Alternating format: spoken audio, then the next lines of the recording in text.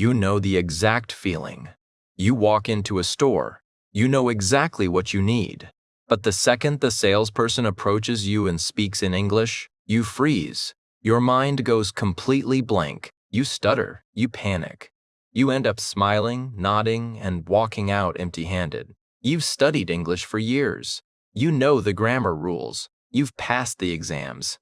So why is it that a basic, everyday task like buying a winter coat at the shopping mall feels like an impossible mission? I'll tell you exactly why.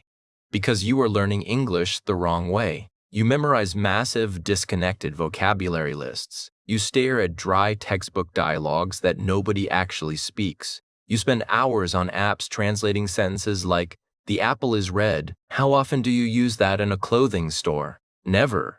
You try to translate every single thought from your native language before you speak. It's too slow. It's too robotic. It fails you when you need it most.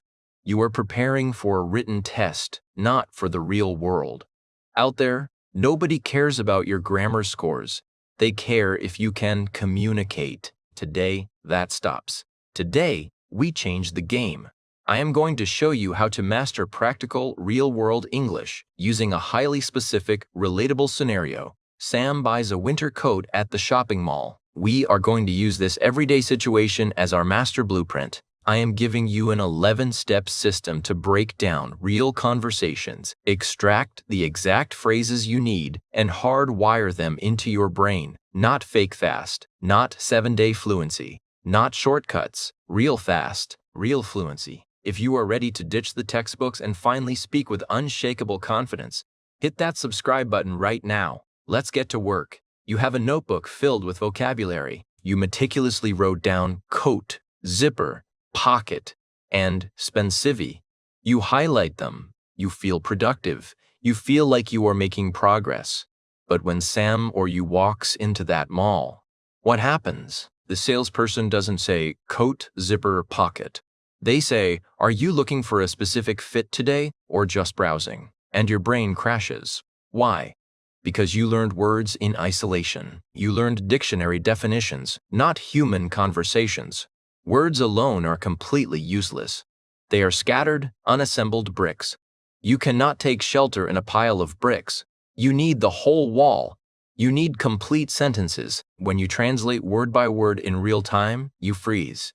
You freeze because your brain is trying to build a 1,000-piece puzzle while the clock is ticking. It is exhausting. It is embarrassing. It has to stop. Here is the practical solution. We are going to build your arsenal differently. 1. Define the exact micro-mission. Sam's mission isn't to learn English clothing vocabulary. That is too broad. Sam's mission is to survive the store entrance. That is the context. Narrow your focus. When you enter a store, you only need to master the first 10 seconds of interaction. Nothing else matters yet. 2. Steal the gateway phrases. When you walk in, you need a defense and an offense. Stop worrying about grammar rules for a minute. Your defense? I'm just browsing, thank you. Your offense? I'm looking for a heavy winter coat. Memorize these as single, unbreakable blocks of sound. Do not analyze the preposition for. Do not dissect the present continuous tense. Just steal the whole chunk. Load it into your brain. 3. Predict the environment. Salespeople are highly predictable. They will ask variations of the exact same things. Can I help you find something? Or, what brings you in today? Train your ears to catch the rhythm of these questions, not every single syllable. If you catch the core words, help, or looking for, you immediately deploy your gateway phrase. 4. Practice out loud at combat speed. Do not whisper it. Do not just read it in your head. Say, "I'm looking for a winter coat," out loud. Say it 10 times. Say it fast. Say it confidently. Say it until your mouth muscle memory takes over and your tongue doesn't trip over the consonants. Why this step makes you learn faster / changes everything because it removes hesitation. When you learn in action chunks, you bypass the native language translation phase completely. You are no longer building a sentence from scratch while a stranger stares at you waiting for a reply. You are simply hitting play on a pre-recorded track in your head. Less thinking, faster speaking, unstoppable confidence. You find the coat. Sam finds the coat. It looks incredible on the hanger. But then you put it on, and it feels completely wrong. The sleeves are too long. The shoulders are restricting. The salesperson smiles and asks, "How does it fit?" What do? You panic. You mumble, "It is good, but no." You take it off, hand it back, and leave the store entirely. Why does this happen? Because you lack the vocabulary of comfort. You learned the words big and small in English 101. But real life isn't just big or small. Real life is nuanced. When you rely on basic, rigid textbook adjectives, you trap yourself. You either settle for clothes that don't fit, or you walk away from the perfect winter coat simply because you couldn't ask for a minor adjustment. That is a waste of your time. It is frustrating, and it ends right now. Here is your practical blueprint for dominating the fitting room. 1. Master the 2 formula. Stop trying to translate complex tailoring concepts from your native language. Keep it brutally simple. Use the formula, it's too, adjective in the body part. That is all you need. It's too tight in the shoulders. It's too loose around the waist. It's too long in the sleeves. This formula is bulletproof. It works every single time in every single clothing store on earth. 2. Deploy the next size pivot. You do not need to know if you are a medium, a large, or a European 42. Brand sizes are confusing for native speakers too. Stop worrying about the exact number. You just need to know how to pivot. Memorize this exact soundbite. Do you have this in the next size up? Or do you have this in a size down? Give the problem to the salesperson. Let them do the math. 3. The alternative ask. What if they don't have your size? The old you would freeze and walk away. The new you has a backup script. Memorize this. Do you have anything similar in a large? You keep the conversation moving forward. You control the flow. 4. Speak to the mirror. When trying the code on, practice making your comments out loud to the mirror before you turn to the salesperson. Say, "I love the color, but the fit is off." This reduces the pressure of direct eye contact. It builds your vocal confidence before the real interaction happens. Why this step makes you learn faster / changes everything. Because it shifts you from defense to offense. You are no longer a victim of a confusing sizing chart or a limited vocabulary. By mastering a few specific fit frameworks, you take absolute control of the interaction. You get exactly what you want, and you prove to your brain that you can navigate a nuanced conversation in the real world. You stop surviving. You start commanding. Sam has the right size. The coat fits perfectly. Now the salesperson starts talking about synthetic insulation, fleece lining, and breathability. They are talking fast. They are using industry jargon. You panic. You nod. You smile. You pretend to understand every single word. You buy the coat, step out into a freezing blizzard, and instantly regret it because the wind cuts right through you. Why does this happen? Because you were too scared to admit you didn't understand. You learned basic color and shape vocabulary, but you never learned how to investigate functionality. You are letting the native speaker dictate the conversation. You are playing defense. You are hoping the code is good instead of demanding proof. Here is the practical solution. We are going to turn you into a product interrogator. 1. Target the survival specs. Stop worrying about fashion vocabulary.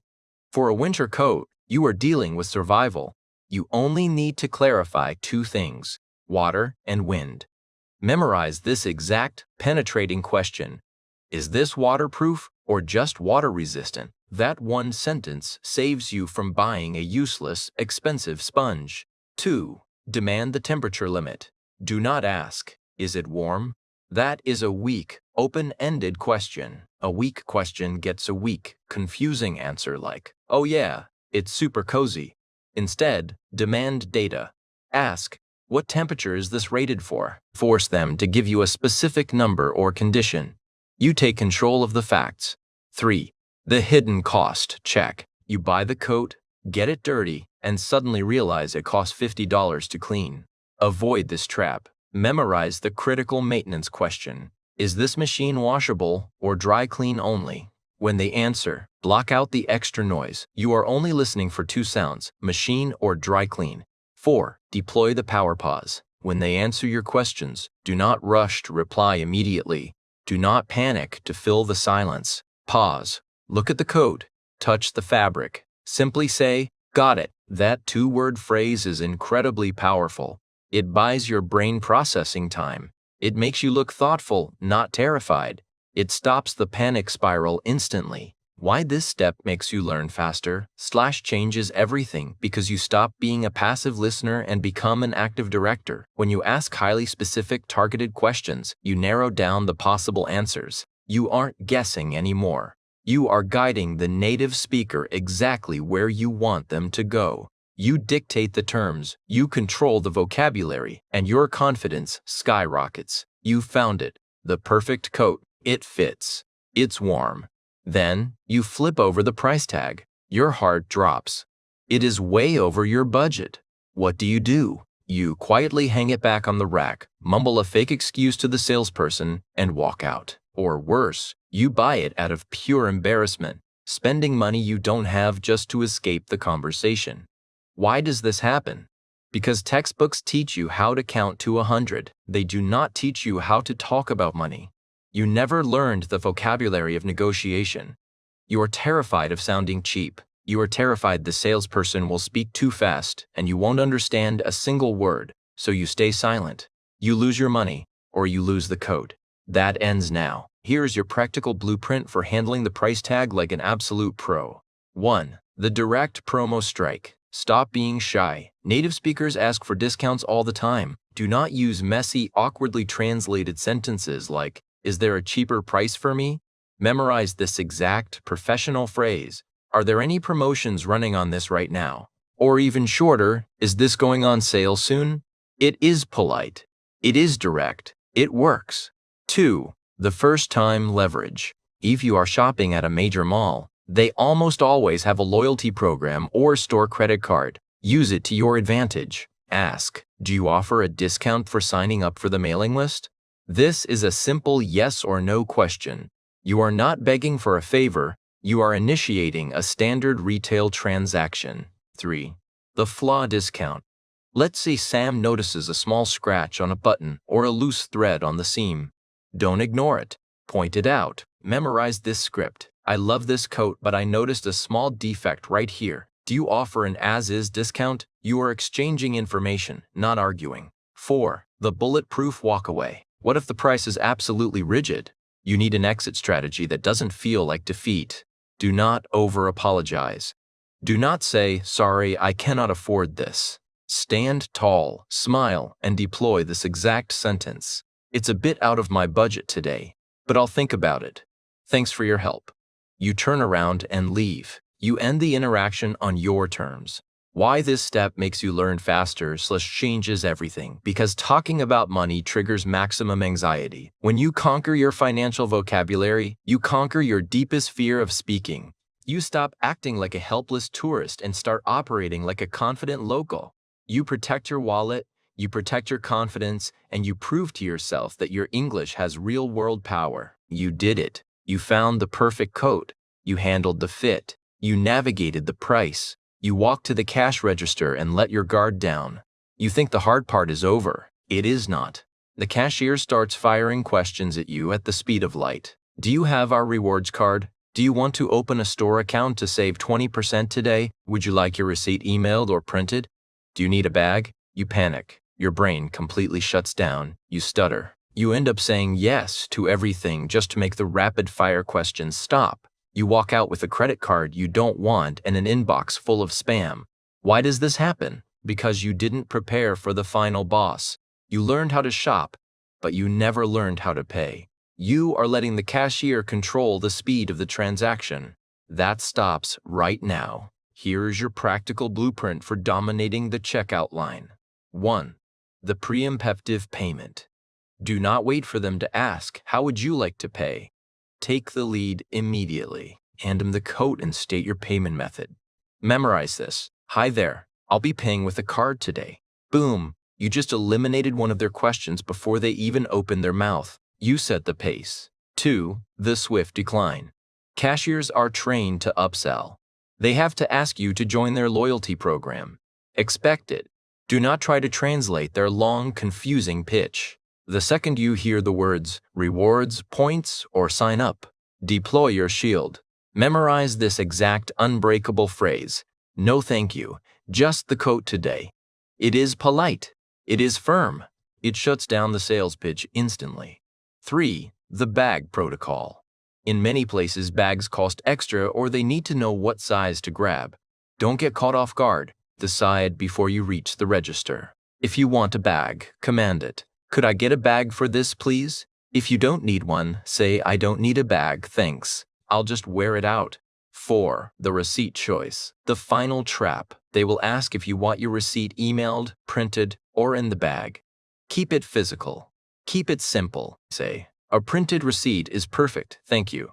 By doing this, you completely avoid the nightmare of spelling out your long, complicated email address to a stranger in a loud, crowded mall. Why this step makes you learn faster changes everything, because it turns the most chaotic part of shopping into a predictable, structured script. When you anticipate the cashier's questions and have your answers locked and loaded, you eliminate the panic entirely. You finish the interaction on a massive high note. You walk out of that store not just with a new winter coat, but with total, undeniable victory.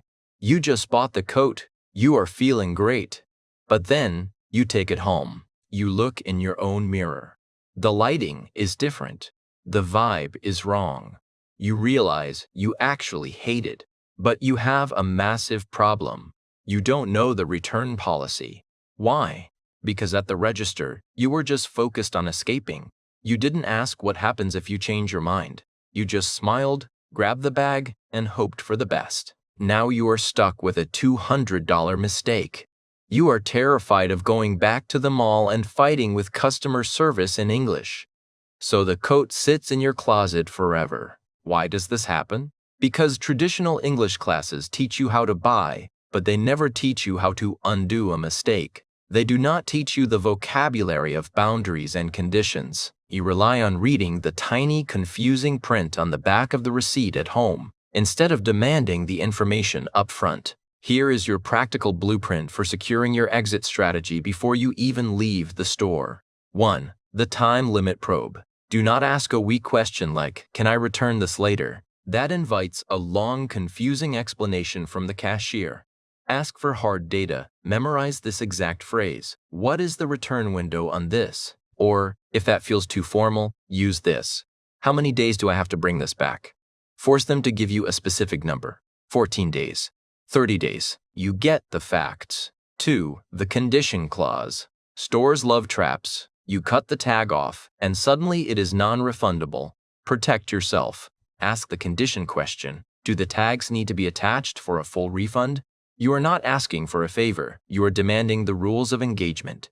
3. The store credit trap. This is the ultimate retail trick. You bring the coat back, and instead of giving you your money, they hand you a plastic gift card. Block this move instantly. Before you pay, ask, does a return go back to my original payment method, or is it store credit only? You listen for two sounds, original or store credit. Nothing else matters.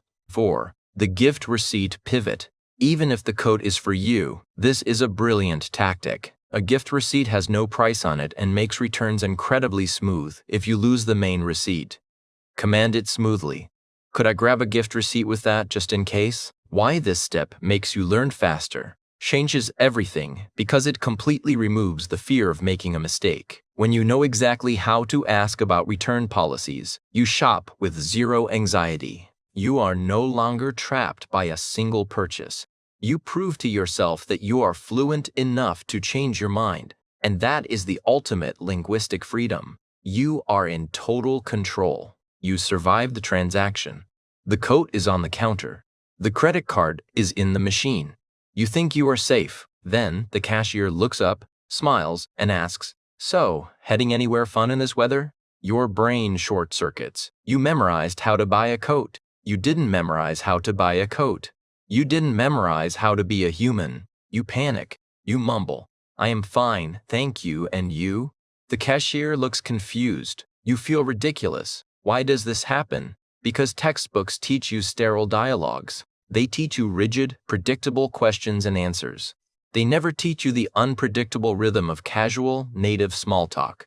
You are terrified of off-script moments. You treat the cashier like a robot, and the second they act like a person, your system crashes. That stops today. Here is your practical blueprint for handling the unpredictable human element. 1. Expect the silence ambush. Native speakers hate silence. While that receipt is printing or the system is loading, they will try to fill the void. They will ask about your day, the freezing weather outside, or your weekend plans. Expect it. Do not let it surprise you. The moment the transaction pauses, brace yourself for the casual strike. 2. Deploy the one-sentence block. You do not need to tell them your life story. You are not making a best friend. You are buying a winter coat. When they ask, "What are you up to today?" keep it brutally simple. Memorize this safe, generic response. Just running a few errands, staying warm. It answers the question. It sounds completely natural. It requires zero mental processing. 3. Master the mirror technique. The easiest way to survive small talk is to make them do the talking. Once you deliver your one-sentence block, immediately throw the conversational ball back to them. Add a few simple words. How about you? Busy day today? Native speakers love to talk about their shift or how busy the store is. Let them. You just listen, smile, and nod. You are in control. 4. The action focus escape. When the receipt finally prints, the small talk must end. Do not linger. Do not try to awkwardly force the conversation to continue. Transition smoothly back to the mission. Grab the bag, make eye contact, and deploy your exit line. Well, thanks for all your help. Have a great rest of your day. You are out. Clean, confident, and polite. Why this step makes you learn faster changes everything. Because small talk is the ultimate test of real-world fluency. It is unscripted. It is unpredictable. When you have a systematic way to handle the unexpected, your fear of speaking completely vanishes. You stop looking like a terrified tourist holding a dictionary. You start sounding like a confident, relaxed local. You master the space between the transactions, and that is exactly where true fluency lives. You have the bag in your hand. The transaction is done. You step out of the store and back into the massive, chaotic shopping mall. You need to find your car. You need to find the exit. But every single corridor looks exactly the same. What do? You pull out your phone. You stare at a confusing, glowing digital map. You wander around for 20 minutes, sweating under your heavy winter clothes, completely lost. Why does this happen? Because you are terrified to ask a simple question. You learned turn left and go straight in middle school English. But native speakers don't talk like robotic GPS devices. They talk fast. They use local landmarks. They point vaguely. You are afraid you won't understand their answer, so you choose to suffer in silence. You waste your time. That stops now. Here's your practical blueprint for navigating the mall like you own the building. 1. The anchor point ask. Stop asking vague questions like, where is the door? Large malls have 50 doors. Be hyper-specific. Walk up to a kiosk worker or a security guard and use this exact script. Excuse me, could you point me toward the main exit? Or, could you point me toward the north parking garage? You are not asking for a complex, multi-step map. You are asking for a simple vector to point your feet. 2. Listen for landmarks, not directions. This is the biggest mistake you make. You actively listen for the words left and right. Native speakers rarely use them in giant buildings. They use stores. They will say, it's just past the Starbucks. Or, it's right across from the Apple Store. Stop trying to translate compass directions in your head. Start listening for brand names. 3. Deploy the quick clarifier. They will talk fast. They will point and wave their hands. Do not nod blindly if you are still lost. Do not pretend you understood. Verify the data instantly. Repeat their landmark back to them. Memorize this exact rhythm. So, past the Starbucks and on the right, you force them to confirm. You take all the guesswork out of the equation. 4. The on-the-move approach. You don't need to stop someone and trap them in a long, formal conversation. You can do this without breaking your stride. Make eye contact with an employee, smile, and deploy this phrase. Quick question. Am I heading the right way for the exit? It is fast. It is extremely low pressure. It gets you an instant yes or no. Why this step makes you learn faster/changes everything, because it transforms you from a lost, anxious wanderer into a purposeful navigator. When you learn how to ask for and process real-world directions, you unlock true independence. You stop relying on tiny screens and start relying on your own voice. You navigate a foreign environment with the exact same confidence you use in your home city. You own the space. You are walking toward the exit. You have the coat. You feel victorious. Then it happens. Beep, beep, beep. The store's security alarm goes off. What do? You freeze. Your heart pounds. You feel like a criminal. Everyone is staring at you. You learned how to say hello and thank you in your English class. You never learn how to defend yourself when the store makes a mistake. You just stand there, red in the face, apologizing profusely, waiting for a security guard to interrogate you. You act guilty even when you did absolutely nothing wrong. Why does this happen? Because textbooks don't prepare you for sudden adrenaline. They prepare you for calm, predictable classrooms. But the real world is messy. Cashiers get distracted. They forget to remove security tags. When you don't have the vocabulary to handle a sudden conflict, you revert to panic mode. That stops right now. Here is your practical blueprint for handling a retail emergency like an absolute boss. 1. The halt and hold. Do not keep walking. Do not look panicked. Stop immediately. Turn around and walk straight back to the register. Keep your head high. Hold up the bag. You are not a suspect. You are a paying customer who was just inconvenienced. Your body language must dictate that. 2. The direct point.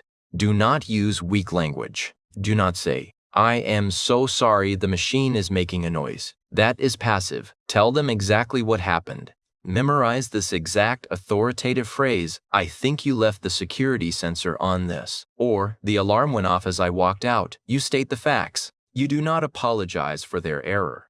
3. The receipt shield. Have your proof ready before they even ask. Don't dig through your pockets nervously while a guard watches you. Hand them the bag and the paper simultaneously. Say, "Here is the receipt, I just bought this a minute ago." Boom, you instantly shut down any suspicion. You control the narrative. 4. The commanding fix. They made the mistake. They need to fix it. Tell them what to do. You are in control of this interaction. Memorize this instruction. "Could you remove the tag for me, please?"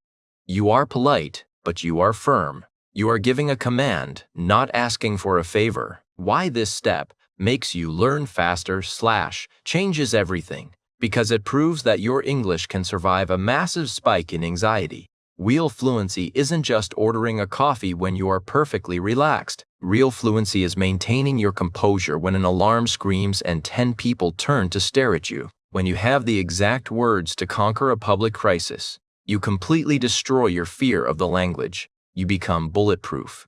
You step out of the mall doors. The freezing air hits you, but you don't care. The new coat is on. It fits perfectly. You feel like $1,000,000. Then, a stranger walks past, catches your eye and says, "Hey, great coat." What do? You panic. You look down at the ground. You wave your hands. You mumble, "Oh, this. It is cheap. It is nothing. I just bought it." You completely reject the compliment. Why does this happen? Because your textbooks never taught you how to accept praise. They taught you extreme, robotic politeness. In your native culture, deflecting a compliment might be a sign of humility. In English, it just makes the conversation incredibly awkward. You kill the good energy instantly. You look insecure. That stops today. Here is your practical blueprint for handling compliments like a charismatic local. 1. The bulletproof thank you. Stop over-explaining. Stop downgrading your purchase. When someone gives you a compliment, you take it. Memorize the simplest, most confident response. "Thank you so much." That is it. Put a period at the end of the sentence. Do not add the word but. Do not make an excuse. Stand tall and own it. 2. The detailed drop. If you want to keep the interaction natural and fluid, add one tiny detail. Native speakers do this constantly. It proves you are relaxed. Try this. "Thanks, I just picked it up today." Or, "Thanks, it's finally cold enough to wear it." You share a tiny piece of information. You sound effortless. 3. The boomerang. The absolute best way to handle a compliment is to bounce that positive energy right back to the stranger. Someone praises your winter coat? Hit them back. Memorize this exact, easy phrase. Thanks, I appreciate it. I love your boots, by the way. You flip the script. You make them smile. You take total control of the social dynamic. 4. The store shout pivot. Sometimes people aren't just complimenting you, they actually want the item. They will ask, where did you get that? Don't freeze trying to remember the exact mall directory map. Keep it fast and helpful. Thanks, I just grabbed it at Macy's inside. You provide immediate, useful value. Why this step makes you learn faster changes everything, because accepting a compliment is the ultimate test of self-worth in a new language. When you stop apologizing for your existence and start owning your style, your entire aura shifts. You stop acting like a timid, nervous student. You start acting like a fluent, confident speaker. You take the positive energy, you amplify it, and you prove to the world and to yourself that you belong exactly where you are. You made it home. Sam is home. The coat is in the closet. The mission is over. You breathe a massive sigh of relief. You survived. You sit on the couch, turn on the TV, and completely forget about English for the rest of the week. Why does this happen? Because you treat real-world English like a traumatic event. You just want to get through it and escape. You treat it as a stressful test you passed, not a lesson you learned. By tomorrow, the adrenaline will fade. The exact phrases the cashier used will vanish from your brain. The next time you go to the mall, the anxiety will return, and you will start from absolute zero. That is a massive waste of real-world data. That stops today. Here is your practical blueprint for making sure you never forget what you just learned. 1. The 5-minute brain dump. Do not turn on the TV. Do not even take off your shoes. Sit at your table with a pen. For exactly 5 minutes, write down every new phrase you remember hearing. Did the salesperson use a specific idiom? Did the cashier ask a question you didn't expect? Write down the sounds. Document the reality of the street, not the theory of the textbook. 2. Isolate the friction points. Be brutally honest with yourself. Where did you freeze? Did you panic when they asked for your email? Did you stumble when you asked for a different size? Circle that exact moment on your paper. That is not a failure. That is your personalized curriculum. You now know exactly what one sentence you need to fix for next time. 3. The empty room replay. Stand up in your living room. Pretend you are back at that exact cash register. Speak your lines out loud. Say them faster. Say them louder and with more confidence than you did at the mall. You are overriding the memory of hesitation with the physical muscle memory of absolute control. 4. Schedule the next strike. Fluency is not built by buying one coat a year. Fluency is built by relentless daily repetition. Your next mission starts tomorrow. It doesn't have to be an expensive coat. Go buy a cup of coffee. Go buy a single pen. Use the exact same system. Why this step makes you learn faster / changes everything, because it transforms you from a passive survivor into an active, tactical learner. You stop letting the environment dictate your progress. You extract the data. You fix the errors. You lock in the wins. You build an unbreakable system of momentum that guarantees you will be twice as confident the next time you walk through those mall doors. You did it. You walked into the store. You navigated the fit, the price, the cashier, and the unpredictable small talk. You didn't just buy a winter coat today. You bought your freedom. You proved to yourself that the real world isn't a terrifying test. It is simply a series of predictable, manageable interactions. But let me be brutally honest with you. This system means absolutely nothing if you close this video and go back to your old habits. Watching me talk about it is not enough. Highlighting words in a notebook is not enough. You have to do the work. You have to take these exact phrases, stand in front of your mirror, and say them out loud until they become a part of your physical muscle memory. Fluency is not a magic trick. It is not a secret talent. It is the result of relentless, calculated daily action. You cannot build unshakable confidence on a single transaction. You must go out there tomorrow, and the next day, and the day after that. The world is not waiting for your grammar to be flawless. The world is waiting for your voice. Stop hiding behind your textbooks. Stop apologizing for your accent. Walk into that mall, look them in the eye, and take control of the conversation. You have the blueprint. You have the exact words. Now go use them. If this system changed the way you look at learning English, hit subscribe, share this with someone who needs to hear it, and drop a comment below with the exact mission you are going to conquer tomorrow. Get out there. I will see you in the next video.